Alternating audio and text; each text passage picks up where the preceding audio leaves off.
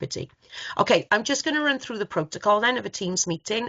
Councillor, colleagues, co-opted members, etc. Can you please remember to mute your mics, but keep your camera on for this afternoon session. And when we open up the meeting and you wish to speak, if you can raise the virtual hand on the screen, I'll just show you what that's like. So there it goes, and it just highlights the box there into yellow, and it just tells me that you wish to speak. So as chair, I'll just lower mine. I'll then invite you in to speak in the meeting.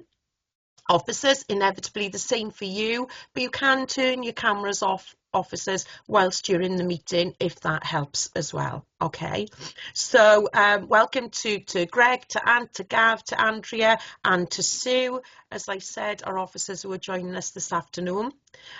Michelle is back with us. We're just going to double check if she can join us. What I said to Michelle on the phone was, if she's on a mobile, so there may be an issue with the camera link as the recording.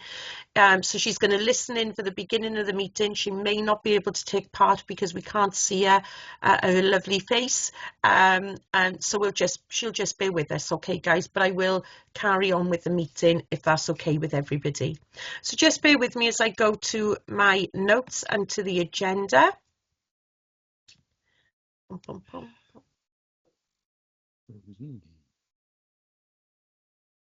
Okay.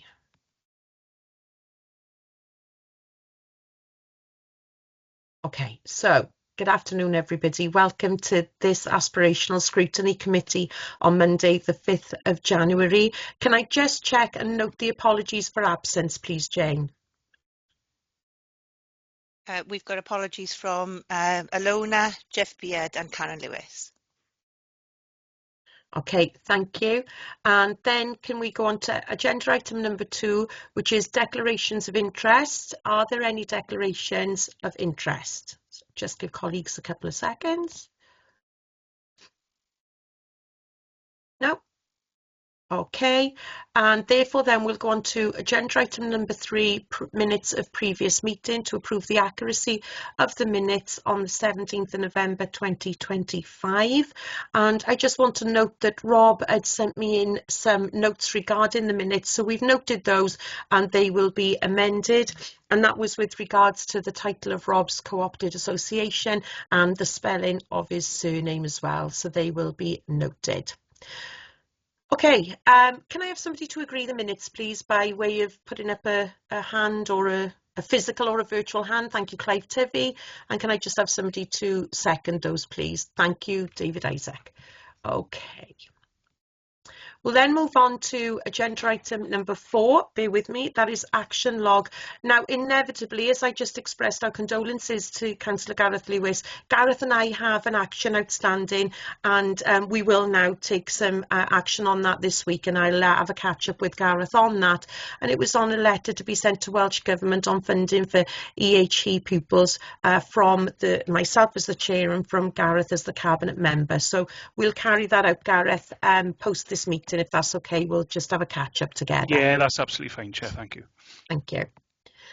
And then we move on to today's item number 5, safeguarding in schools. And Gareth, I understand that you're going to take us through that report. Yes, indeed, Chair. Thank you, Thank you. Chair, and good afternoon, everyone.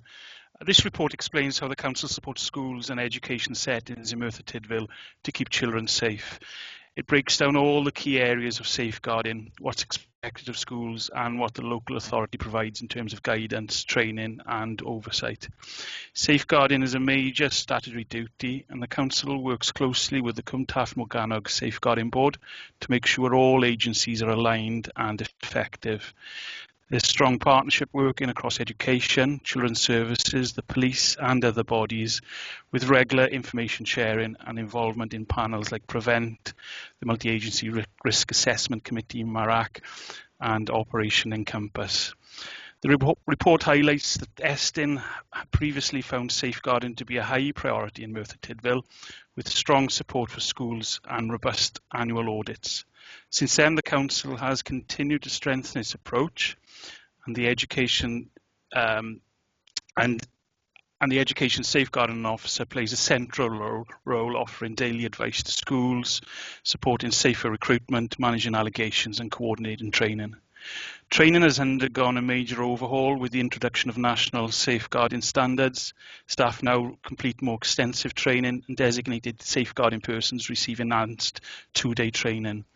The Council also provides additional courses for governors and maintains a central register of DSP training. Schools complete an annual safeguarding audit, and the Council carries out health checks to validate practice. There's also a quality assurance framework for external providers working alongside pupils. A number of initiatives have been developed, including safeguarding forums, reflective safe spaces for DSPs, joint work for children's services, and the annual Student Safeguarding Conference, which focuses directly on children and young people. The Safety Heroes programme gives pupils a voice in shaping safer schools environments. The report also covers bullying and racist incidents, noting that schools follow Welsh Government guidance and that the local anti-bullying strategy is under review. Schools report bullying data termly, and Curriculum for Wales supports preventative work. There's a growing focus on digital safeguarding due to rising concerns about online behaviour, screen time, cyberbullying and exposure to harmful content. And the Council is working towards becoming a hub-first authority to strengthen digital resilience and provide safer, more consistent digital environments for our learners. Overall, the report shows a comprehensive, evolving safeguarding system with strong collaboration, clear policies, extensive training, and a growing emphasis on pupil voice and digital safety. Thank you, Chair. Thank you, Gareth, for that update. Much appreciated. And thank you, Gavin, for the additional data that we received today as well. We discussed an element of that during our pre-meet, and our colleagues did have a chance to have a look through that, so much appreciated. Okay, I'm going to open it up for questions then, please. Clive? Yes, there's two questions I had really. The first one, I noticed that the training people are given is different now. It used to be level 1, level 2 and level 3. Now it's A, B and C. Now, I've only just looked into this. Apparently the new system's just for Wales, is it? Because in the medical world, I don't think we've come across. I've just got to revalidate mine, and as I'm a safeguarding governor, I just wondered if a level 3 could be accepted instead of a level C. Greg, do you want to answer that? You've got the most knowledge about the different groups and how it came to be. It is a national, and it is, as far as Greg will confirm this, but it is it is a multi-agency approach, Clive, so that it would include you as in the medical profession. I'll leave Greg to answer the answer in more detail. Yes, so it's a national framework for Wales. Other home nations, England, Scotland, are following suit and are going to be developing their own frameworks. But the idea behind this was there was no consistency with safeguarding. Every different agency or every different field and area, regional area safeguarding, developed its own. Yes, they had core functions that they had to cover, but how they did that was different. So the framework, the national standard, set around a consistent training. So what that does is A, B and C almost replicates 1, 2 and 3 in a way, but so they've changed the terminology from numbers to letters. Yeah. A level 3 is a group C. Now the training, a level 3 used to take approximately a day, but now it's 2 days. So they have not only just amended the training to be from numbers to letters, but also reevaluated and reviewed the training, and it's a lot more comprehensive. And again, because the training is standardised and is a part of a framework, different sectors are all buying into that. So health, for example, police, us as a local authority will all be expected to undertake the same training that meets those requirements for that particular group. So if you live near the border and work in both areas, you theoretically would have to take 2 courses, would you? Potentially, but what the argument is that if you can demonstrate that the content is sufficient to meet both needs depending on where you are doing your work, that should suffice. Oh, right, thanks. I'll have to look into this further for the medical point of view. And you're right, where that border is, that'll be tricky, not just from a safeguarding, but for lots of other areas, because England and Wales, when it comes to, losing my voice, apologies, lots of different areas. There's always slight differences, but it just means that conversation to have with either side. Oh. Thanks. The other question I had, following this Swiss fire, I noticed a 14 and 15-year-old died in the fire, unfortunately. And I was thinking of the school trips, to what extent do we check out the hotels and this sort of thing? Because it seems a high risk. Lots of schools go skiing. And, I noticed in the fire, I think the ceilings were probably made of plastic because you could see flames falling on the floor. What school trips, what do you go into, like?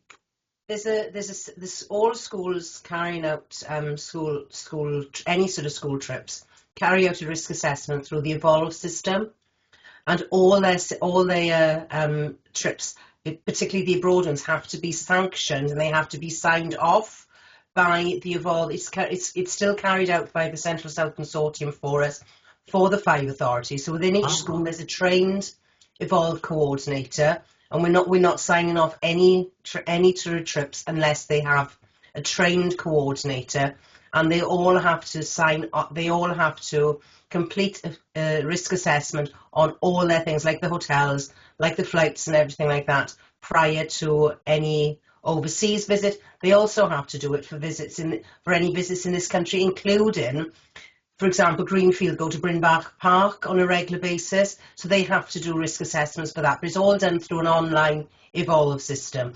You can certainly ask your head teachers to explain the system, Clive, in a governing body meeting. It's an extensive. Oh, I can imagine, system. yes. So, Greg, right. do you want to add to that? Yeah, I was just going to add, I've got a lot of experience in the Evolve system, and how the Evolve system works is dependent on the nature of the trip or activity.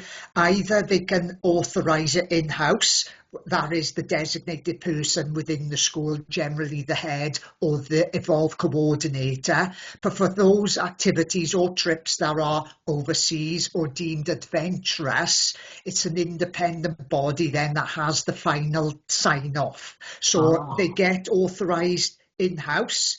That then transfers over to the independent body, and his name is Dave Evans. He's commissioned to do that on behalf of Merthyr and other local authorities, and he goes through it with a fine cum, and he'll come back to you, and he will not sign it off unless he is satisfied that everything is in place.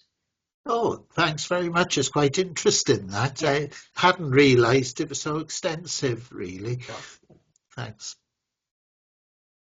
Thank you, Clive. Thank you, officers, for that. Okay, other questions in relation to this report, Gillian? My question is about knife crime. As we're all aware, knife crime is on the up increasing. I just wondered, is it increasing in Merthyr schools?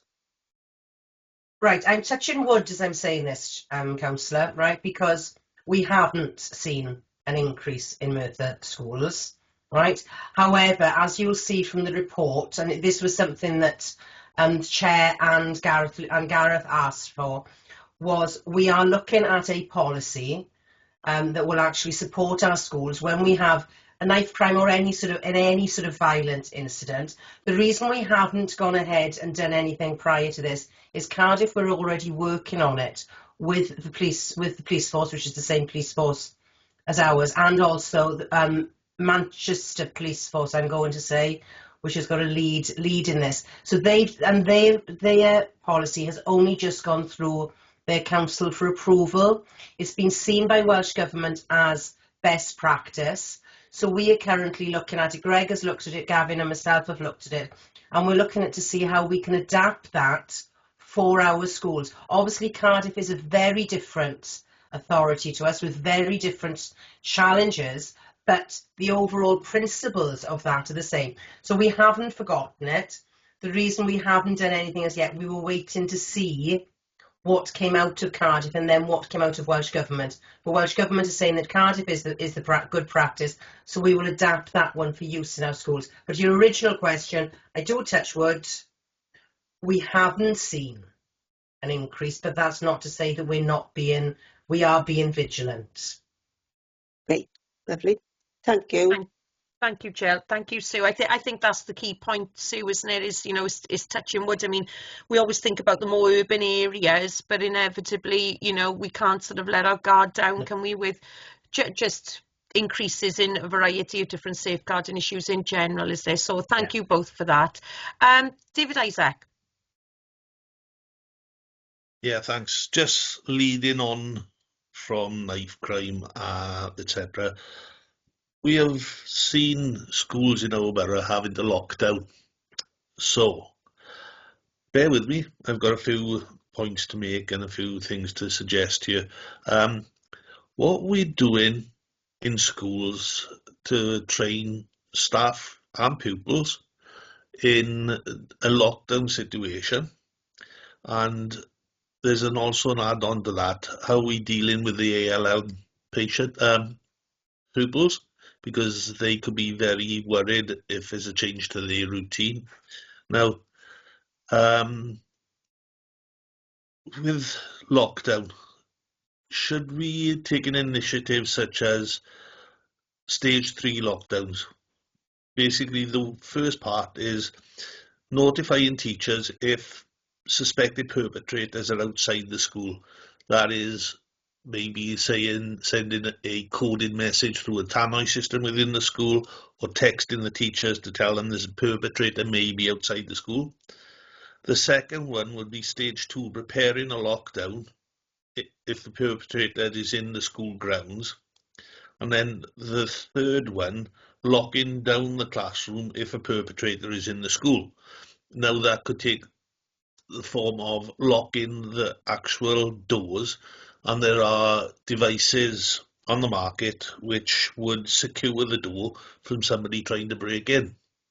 Also, would we be looking to provide screens on the windows to stop perpetrators looking into the classroom? Because these perpetrators are normally just looking for one person, may it be a child or a teacher. They're looking to target one person. So those are the ones I'd go with first. Has anybody got any ideas on that? I'll start and then I'll let Anthony come in, all right? But I'll go through some of them and then Anthony can come in. Is that all right, Ant? Yeah, that's fine. Yeah. Okay.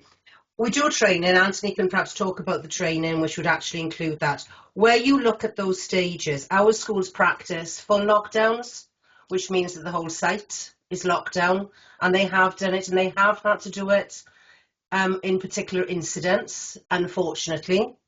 When something was happening in the Lower Valley, for instance, was it last year or the year before? And then the police were cold command. So you know that notifying of teachers, it came from the police. So the schools were informed and that lockdown took place. Schools also inform us in the local authority if they're locking down, because then we inform comms.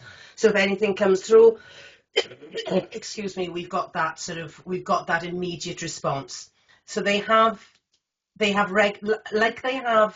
fire drills, they will also have lockdown practices, and those lockdown practices may be the whole site, may be just part of a site, but the schools will practice that on a termly basis, the same as they do the fire alarms. With the screens, it's difficult because you also have to, for health and safety reasons, you have to be able to see into a classroom.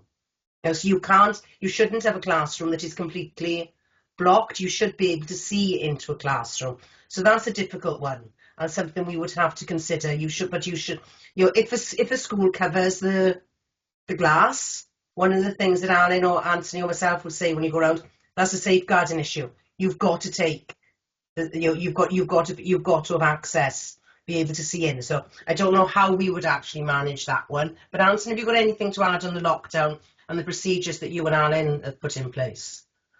Yeah, I think in terms of the training, that's something we've been looking into, so that we can recommend to schools training that all staff can do. We know online training has been developed recently in conjunction with Protect UK, and it's something the Welsh Government has made available. It's e-learning resilience-based training developed with Action Counters Terrorism Act. And it looks at focusing on developing a security-minded culture, identifying vulnerabilities and activity and how to respond when there's an incident. It takes 60 minutes online training. So in the last 12 months, we've developed a matrix of recommended training across health and safety and safeguarding that we've shared with all schools, and it identifies which staff would be recommended to undertake that training. So we are updating that matrix to include this module. It's a free module. But in addition to that, we've also been looking at what additional training could school leaders access so that they are better prepared to update their lockdown plans, potentially to have some feedback on their lockdown plans, and even potentially incorporating testing all those lockdown plans. So we've been in discussions with our corporate resilience colleagues and with some training providers around that. We're very much mindful that Martin's Law is expected to come into force over the next couple of years. They're currently developing the regulator for the area, Security Industry Authority, and within that legislation, all schools will be treated as standard tier sites, and there'll be an expectation on them to ensure there's appropriate arrangements in place for different elements so they can manage a lockdown situation. As Suba said, we have had a couple of lockdown incidences across the county borough over the last couple of years. So we know schools have been implementing their lockdown plans. A couple of schools have also approached Arlen for some bespoke support around their current lockdown plans for feedback. And that's something that Arlen's engaged with the corporate resilience unit to provide that feedback to schools. But it's very much something that we're looking to develop further, really, in terms of what that training support needs to look like for schools so that they are better prepared to be confident that they are ready for a lockdown and they know what to do and what the key roles are. But also the testing of that, I think that's something we'd like to try and incorporate, is to have the option of using organisations that can test that, not necessarily across all our schools, but certainly as a pilot approach is something we'd like to do. And then if we think it's successful, we can consider how does that get rolled out further, really. But it's definitely a developing area because of the increasing focus on it across the news and also the legislation that's coming into force as well.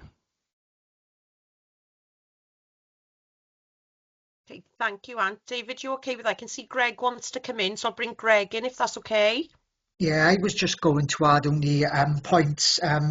What you picked up, David, was regarding the doors. A lot of the schools already have the magnetic locks on the doors that only teachers can open and close for purposes, which goes some way to that. If it's not necessarily the internal classroom doors, it would definitely be the external doors not allowing entrance into the school site.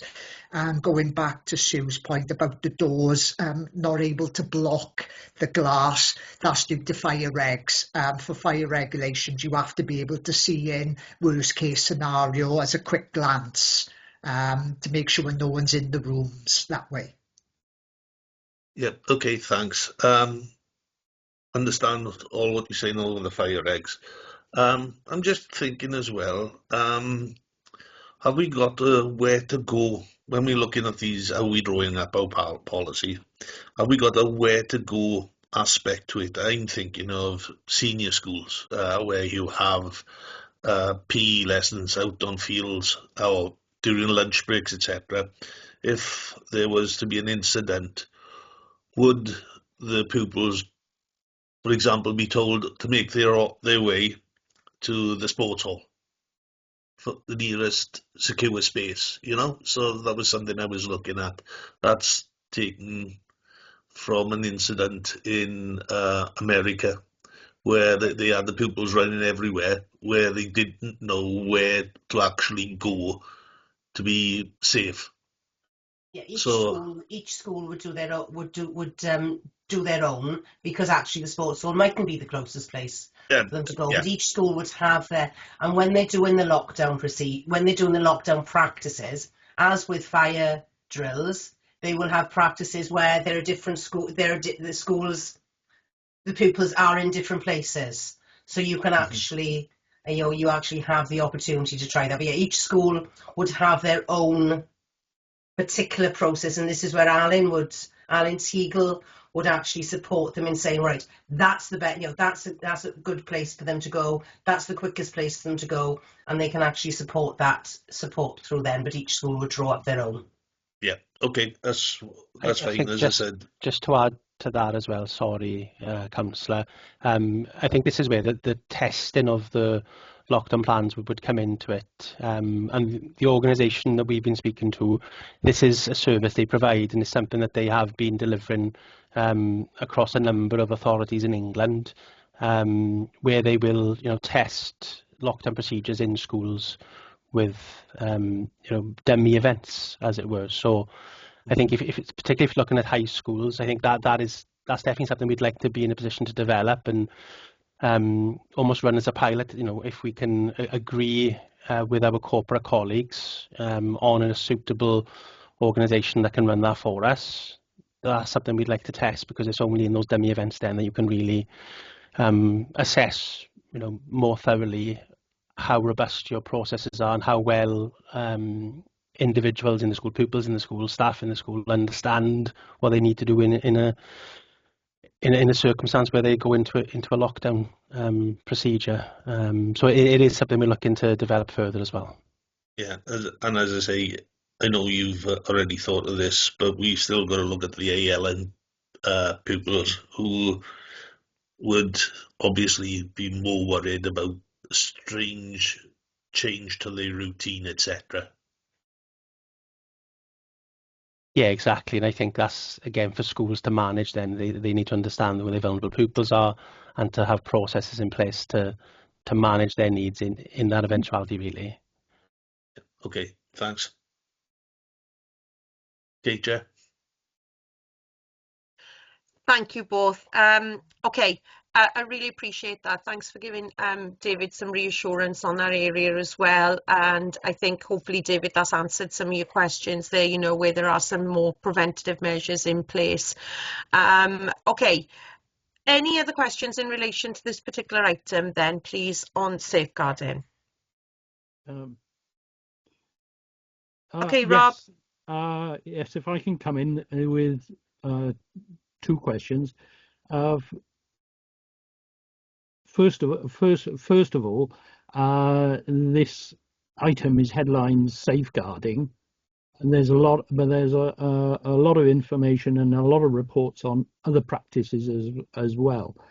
For instance, there's a supplement on school health and safety audit.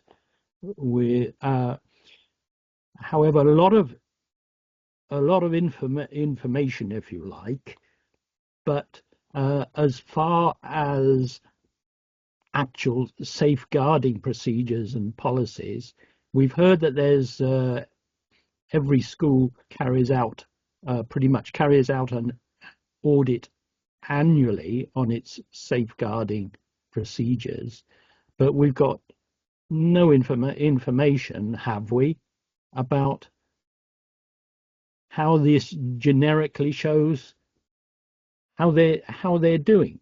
Are they doing well or not?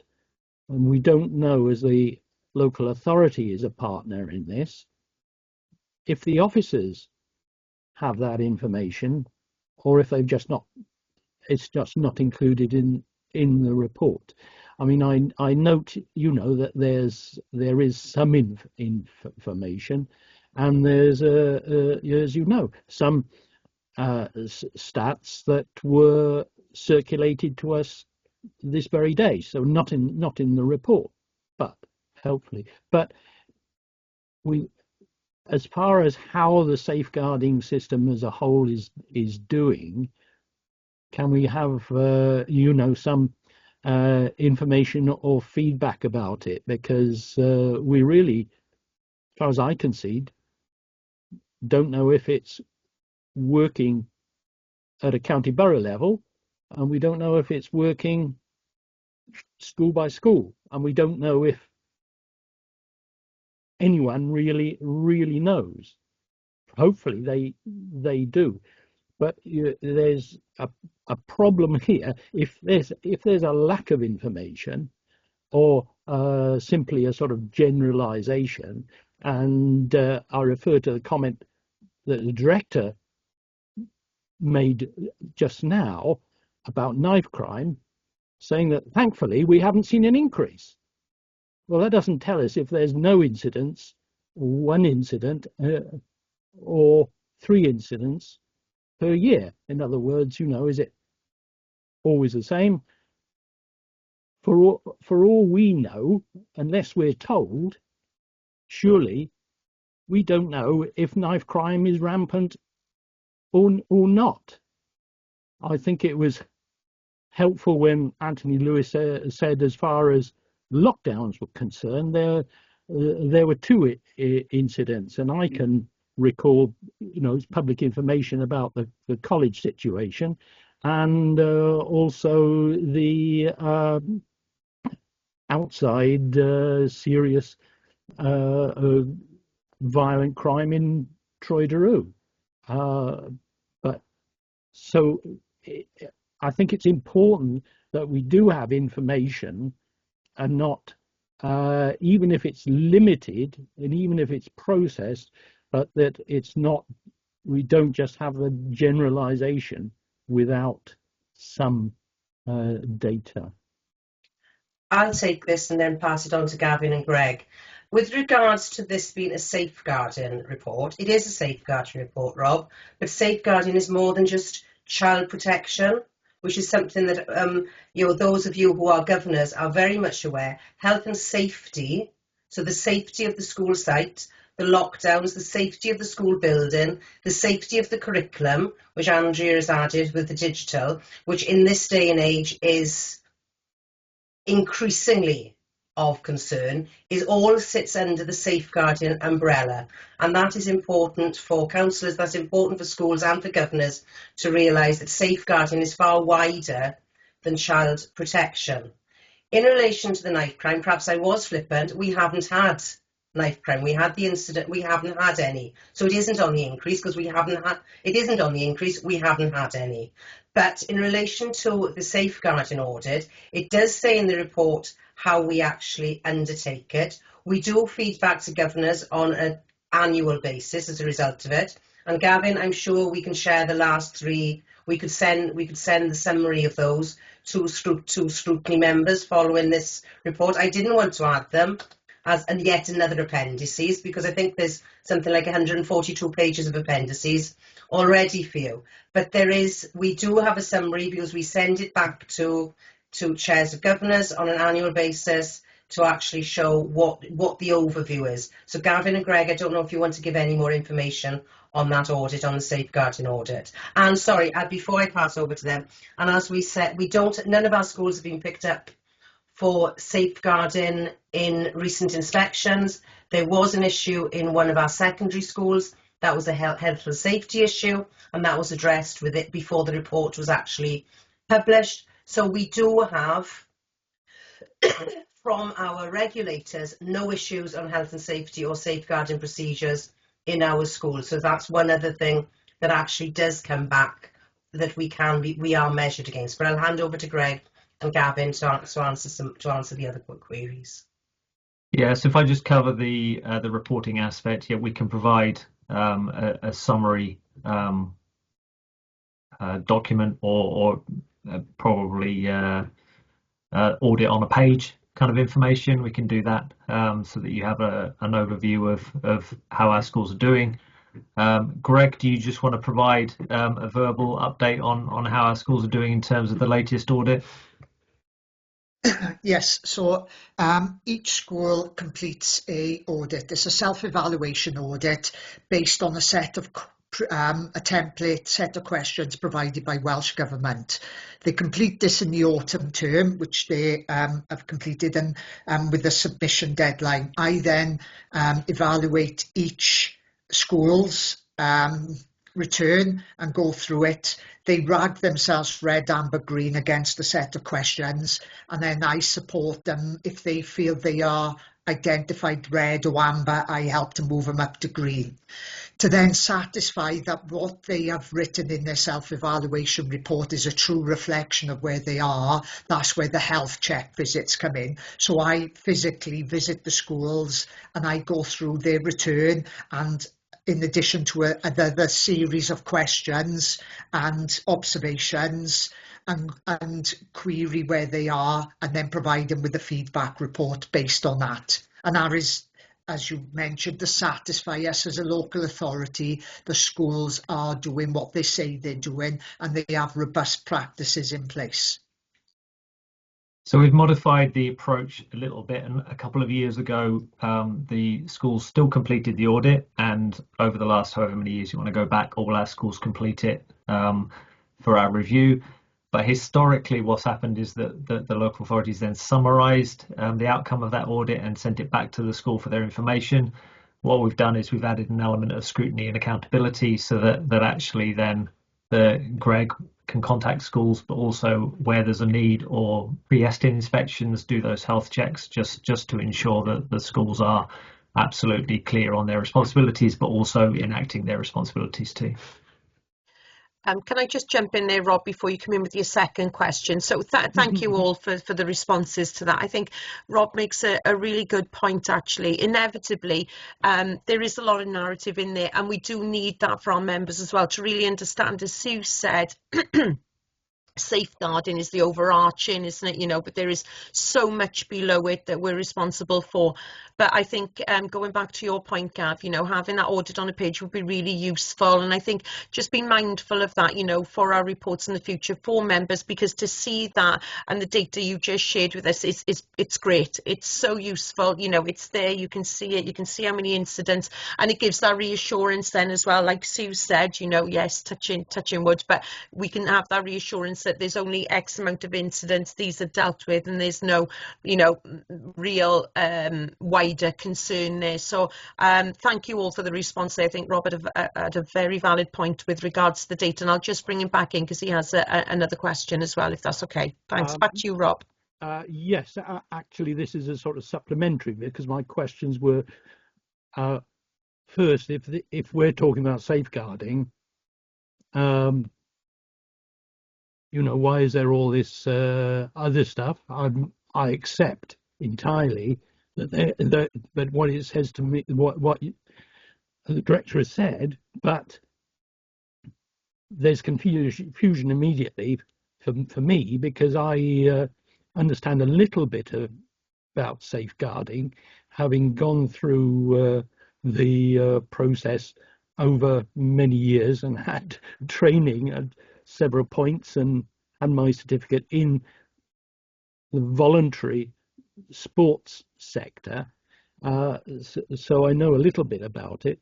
But then to say that you know, the health and safety in schools and other things is also covered by that umbrella term, that seems to me that needs to be amended so it's clear what we're talking about. But just to come back to the question of safeguarding pure and simple. That means, how, problems are among pupils, in our case, are picked up and then reported and processed going forward, and perhaps raised to another level, and perhaps raised to another level, which might be police action. So how are we doing with that seems very important, and we know that the systems actually work. So that the key should be, as with so many things, useful. We can see that. Usable. Different people have different views on safeguarding. Good to hear that it's all sort of being coalesced and coordinated into 3 a bit higher levels in Wales, but also actually used. So is the system actually being used? And one of the ways we can test that is to say, look, do we know about any online bullying incidents? Bullying incidents affect school pupils. Do we know about physical bullying incidents? How's the reporting of that going? With racism, have those incidents emerged through the safeguarding system, or is there more to be done? So that's my concern, and I appreciate what you're saying, that you would like to get you are undertaking to get out some sort of usable stats for the scrutiny committee and for councillors and the council and even the public and parents themselves and pupils to understand roughly what's happening, and the system is actually something that is useful and relevant to them. Sorry for the long question. That's okay. Thank you, Rob. And all of those points are duly noted as well, so much appreciated. Did you have a subsequent question, Rob? A secondary question? No, you're okay. That's more than enough. Okay, no problem at all. Thank you, Gav. I just want to pick up on why there are so many different things in the report. I think we need to be really clear that our overarching guidance, Keeping Learners Safe, the Welsh Government document, defines safeguarding as, and I'll just read the 4 bullet points. 1, protecting children from risk of abuse, neglect and other kinds of harm. So that's sort of been touched upon. Preventing impairment of children's health or development, ensuring that children grow up in circumstances consistent with the provision of safe and effective care, and taking action to enable all children to achieve their best outcomes. From that point of view, the online element, the lockdown element are absolutely appropriately placed in this particular scrutiny report. Yes, thank you, sorry, Gav. Chair. Sorry. Quick comeback on that. Yeah. That's fine, but doesn't that take safeguarding, just doesn't limit it to the Aspirational Education Scrutiny Committee? It means that safeguarding is also of relevance and note for other scrutiny committees as well as the council in general. Yes, Rob, and just to reiterate that, what happens is, and what you'll see, sorry, Sue, did you want to come in? I was just going to explain about some of our crossover work with healthier scrutiny. There's also a corporate safeguarding group that actually meets, which is officers from Greg, I think it's whereas Greg or Gavin from the Learning Department, I'm not sure, but there are officers from each directorate that will sit on that corporate safeguarding group and will actually have the discussions about safeguarding at a corporate level. Because of course you've got Paul Lewis in community safety, you've got safeguarding in social services. So yes, it is far wider than aspirational. And I know ours was very detailed, but what we didn't want to do was to tip over into what you'd probably get better information from our social services director or from the community safety team as well. It is a very wide brief. Yes, thank you, Sue. And I was just going to reiterate that as we progress throughout the calendar year and look at our next form of scrutiny, you'll see a lot of crossover into other scrutinies as well, Rob, where we do some joint work together. And, you know, because inevitably this last academic year, we had a joint workshop with our colleagues in social services, because we looked at early years and some of those very young children presenting themselves to us at nursery level, where, you know, toileting was an issue and things like that. So you often find this crossover. So it's a very valid point. And as Sue said, it's so broad, it really crosses probably all of our portfolios in some aspect or another, and certainly, you know, with community safety, social services and education as well. Okay, thank you. David Isaac. Thanks, Chair. Just when I picked up on what Rob was on talking about, you haven't to mention racism, and with the data we've had today, we've seen what we have with racism. I'm just wondering, are repeat offenders noted as well in this data, or is it just the one-offs? So this will include repeat offenders, in the sense that if a individual pupil has been excluded a number of times, that will be an additional statistic.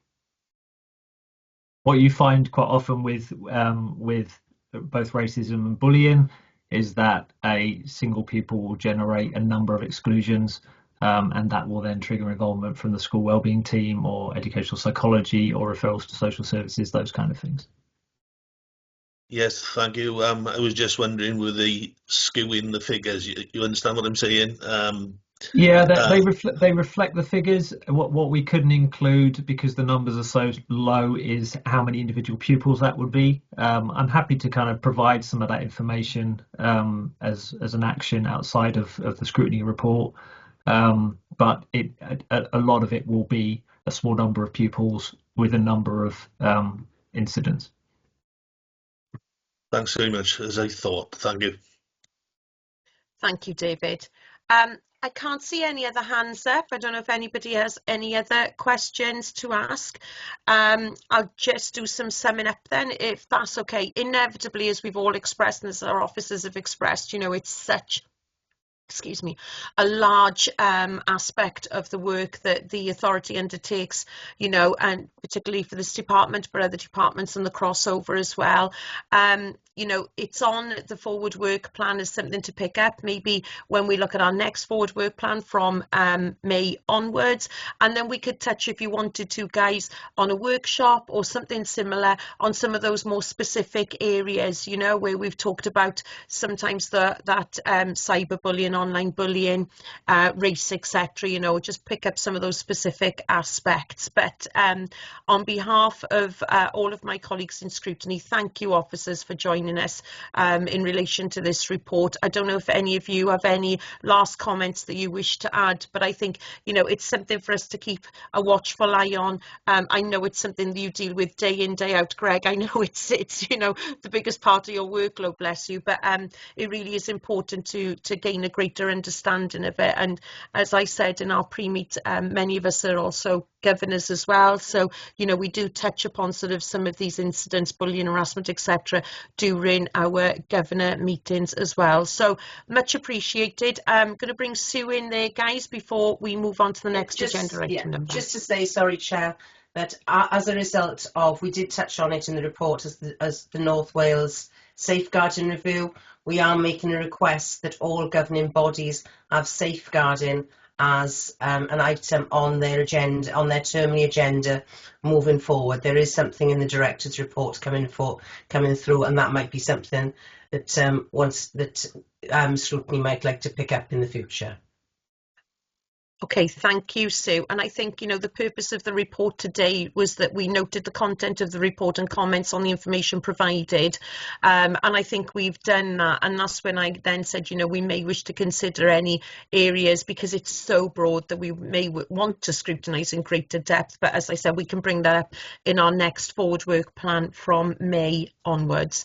And, you know, you and I, probably not you and I actually, Gareth and I and somebody else, we'll talk about that when we have our meetings to discuss that forward work plan from April onwards. I'm mindful that our Sue will be retiring by then. I did forget about that. So, okay. Thank you, guys. Really appreciate you joining us today. And for my other colleagues, we'll continue on to the next agenda item number. Bear with me as I move along. The next agenda item number is item number 6, and that is our forward work programme. Bear with me as I'm just flicking between 2 screens here. So the forward work programme. Oh, I just want to remind you all that on the 9th of February at 4 o'clock, so if you could make a note of that, that's the 9th of February at 4 o'clock in Committee Room 1. That is our rescheduled meeting from October to talk about the planning of school places and service risks following on from the risk workshop. So we'll meet together for a workshop on the 9th of February at 4 p.m. Okay, and then the next agenda item number is scrutiny referrals, agenda item number 7. There haven't been any scrutiny referrals since the last meeting. And then I just want to remind us about recent scrutiny activities under number 8.